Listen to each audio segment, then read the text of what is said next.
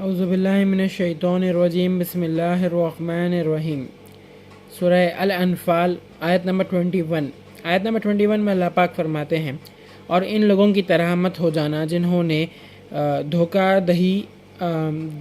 دہی طور پر کہا ہم نے سن لیا، حالانکہ وہ نہیں سنتے۔ آیت نمبر 22 میں اللہ پاک فرماتے ہیں، بے شک اللہ کے نزدیک جانداروں میں سب سے بہتر وہی بہرے گونگے ہیں جو ناحق سنتے ہیں اور حق کہتے ہیں اور حق کو سمجھتے بھی نہیں ہیں۔ آیت نمبر 23 میں اللہ پاک فرماتے ہیں، اور اگر اللہ ان میں کچھ بھی خیر کی طرف اچھی بات جانتا تو انہیں ضرور سنا دیتا، اور ان کی حالت یہ ہے کہ اگر وہ انہیں حق سنا دے تو وہ پھر بھی روگردنی کر لے، اور وہ حق سے غیر یزی کرنے والے ہیں، حق سے پلٹ جانے والے ہیں لوگ۔ آیت نمبر 24 میں اللہ پاک فرماتے ہیں، اے ایمان والوں، جب بھی رسول صلی اللہ علیہ وآلہ وسلم تمہیں کسی کام کے لیے بلایا جائے تو تمہیں جاوید انا زندگی مطلب جو کبھی نہیں مرتا عطا کرتا ہے،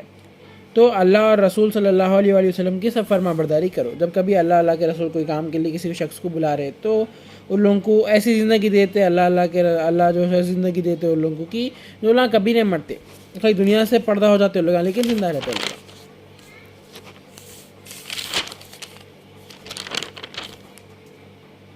فرما برداری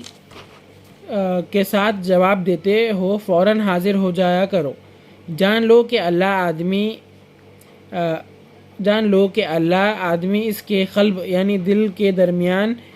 شان قریب خاص کے ساتھ موجود ہوتا ہے، اور یہ کہ تم سب اللہ کی طرف جمع کیے جاؤ گے۔ اللہ سب کے جو دل قلب کے قریب رہتے، اللہ تعالیٰ شرک کے قریب رہتے اللہ تعالیٰ سب کے۔ آیت نمبر 25 میں اللہ پاک فرماتے ہیں، اور اس فتنے سے ڈرو جو خاص طور پر صرف ان لوگوں ہی کو پہنچے گا جو تم میں سے ظالم ہے، بلکہ اس ظلم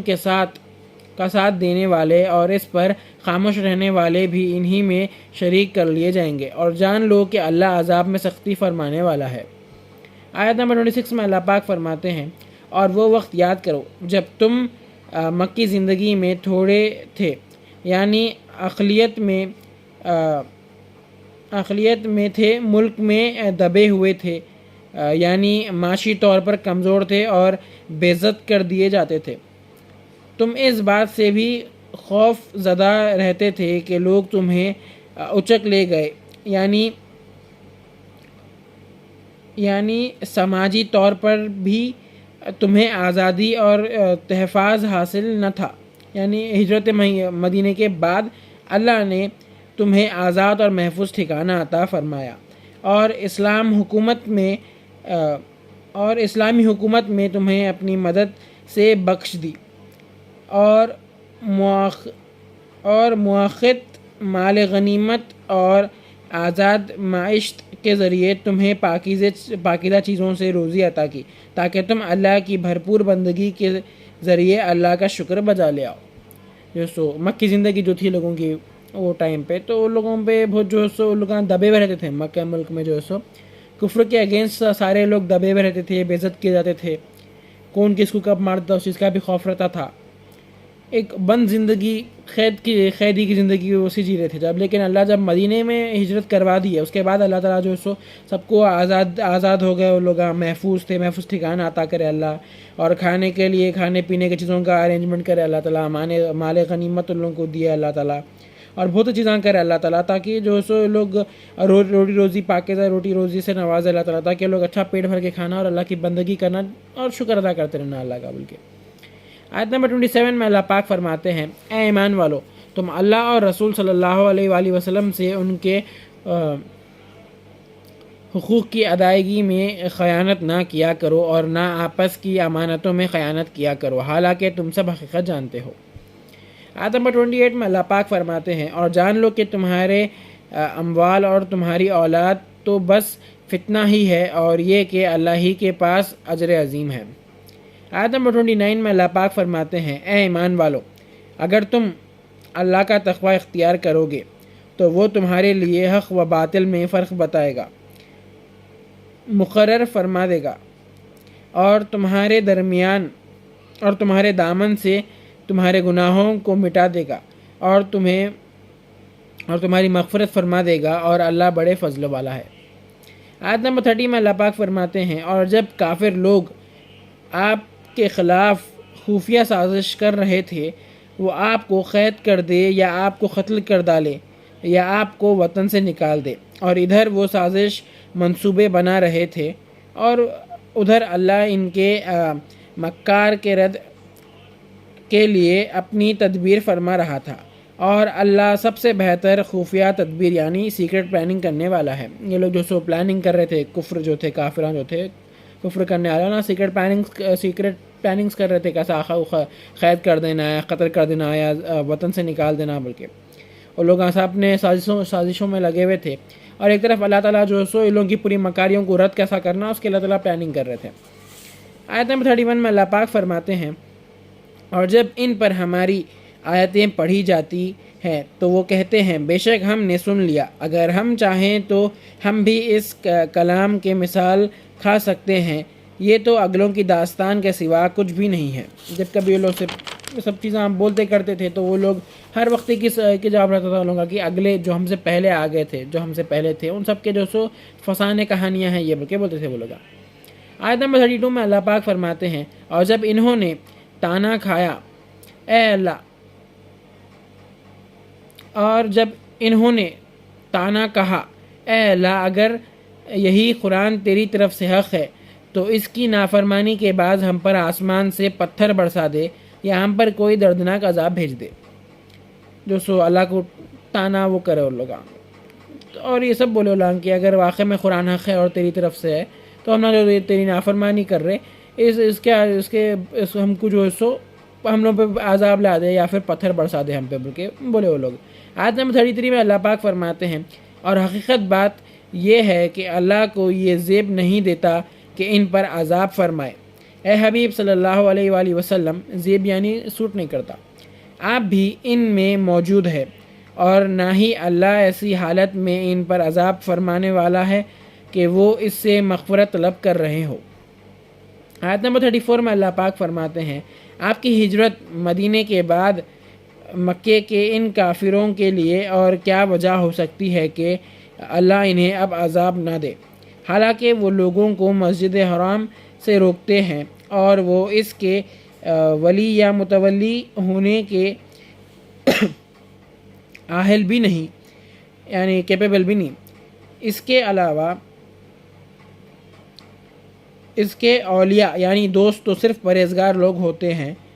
مگر ان میں سے اکثر اس حقیقت کو نہیں جانتے۔ اللہ کے دوست جو ہے سو اولیاء اکرام جو ہے وہ لوگ اللہ کے دوست ہوتے ہیں، بلکہ فرما رہے اللہ۔ آیت نمبر 35 میں اللہ پاک فرماتے ہیں، اور بیت اللہ یعنی خانہ کعبہ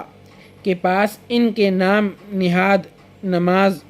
ستیان اور تھالیاں بجانے کے سوا کچھ بھی نہیں ہے، سو تم عذاب کا مزہ چکھو اس وجہ سے کہ تم کفر کرتے تھے۔ آیت نمبر 36 میں اللہ پاک فرماتے ہیں، بے شک کافر لوگ اپنے مال و دولت اس لیے خرچ کرتے ہیں کہ اس کے اثر سے وہ لوگوں کو اللہ کی راہ سے روکے، سو اب بھی وہ اسے خرچ کرتے رہیں گے، پھر یہ خرچ کرنا ان کے حق میں پہنچتا حسرت و ندامت بن جائے گا، پھر وہ گرفت الہی کے ذریعے مغلوب کر دیے جائیں گے، اور جن لوگوں نے کفر اپنا لیا وہ دوزخ کی طرف ہانکے جائیں گے، پھینکے جائیں گے۔ کافران جو ہے سو مال و دولت جو ہے اس کے وہ لوگ خرچہ کرتے تاکہ لوگوں کو جو ہے سو اللہ کی راہ سے بھٹکا دینا، ان لوگوں کو مس گائڈ کرنے کے واسطے اس کے اوپر زیادہ خرچ کرتے، اور جو ہے سو لوگ جو سب جب گرفت الہی میں پکڑ لیے جائیں گے، لوگ جب اللہ کی پکڑیں گے، اللہ پکڑے جائیں گے تو لوگ صرف ندامت کی وہ رکھیں گے، حسرت رکھیں گے کہ کاش ہم ایسا نہیں کرتے۔ بلکہ آیت نمبر 37 میں اللہ پاک فرماتے ہیں، تاکہ اللہ تعالیٰ ناپاک کو پاکیزہ سے جدا فرما دے اور ناپاک کو ایک دوسرے کے اوپر طے رکھا دے، سب کو ایک خطا ڈھیر بنا دے گا، اس سے ڈھیر کو دوزخ میں ڈال دے گا، یہی لوگ خسارہ اٹھانے والے ہیں۔ اللہ جو ہے سو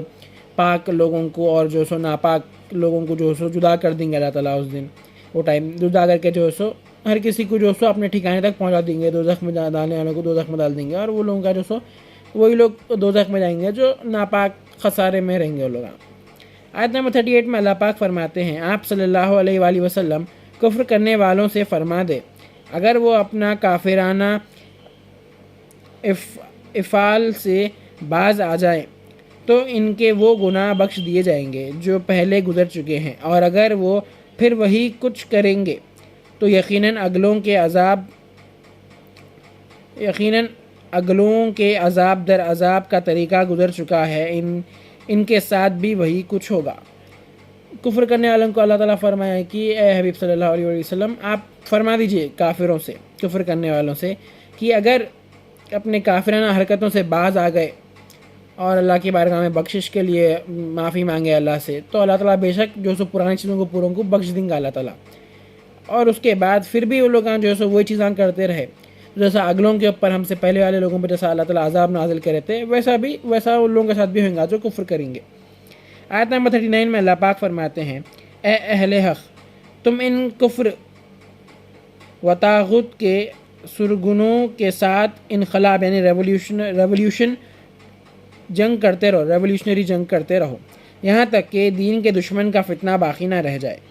اور سب دین، نظام، بندگی و زندگی اللہ ہی کی ہو جائے۔ پھر اگر وہ باز آ جائے تو بے شک اللہ اس عمل کو جو وہ انجام دے رہے ہیں خوب دیکھ رہا ہے، اور اس جنگ کرتے رہو جب تک وہ لوگ باز نہ آ جائیں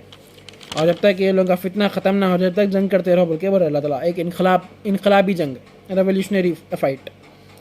تو وہ کرتے رہو، اور جب تک کہ اللہ باز نہیں آ جائے اللہ سے بخشش نہ مانگ لے۔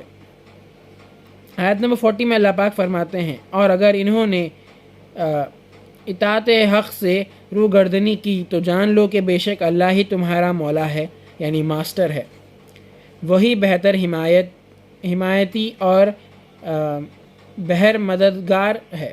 صدق اللہ العظیم و صدق مولانا رسولہ الکریم۔